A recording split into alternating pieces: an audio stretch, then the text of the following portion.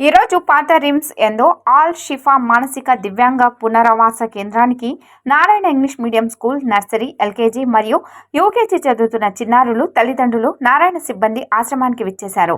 ఇక్కడ శిక్షణ తీసుకుంటున్నటువంటి పిల్లలందరికీ ఎంతో సహాయ సహకారాలు అందించడం జరిగింది. ఈ కార్యక్రమంలో ఏజీఎం చెన్నకేశవరాజు మాట్లాడుతూ మానసిక దివ్యాంగుల పట్ల ప్రతి ఒక్కరూ తమ బాధ్యతగా సహకారం అందించాలని, మా స్కూల్ నందు చదువుతున్నటువంటి పిల్లలకు వాళ్ళ తల్లిదండ్రులకు ఆశ్రమం గురించి తెలియజేసి సహకారం అందిస్తామని తెలిపారు.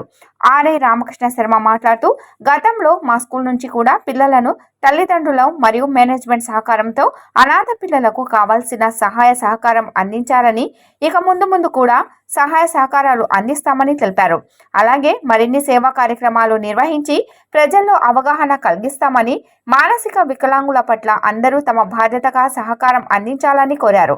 ఈ కార్యక్రమంలో ఆల్సిఫా వ్యవస్థాపకులు మొహమ్మద్ రఫీ, ఉపాధ్యాయులు శిరీష, తేజస్విని, మిగతా ఆల్సిఫా సిబ్బంది పాల్గొనడం జరిగింది.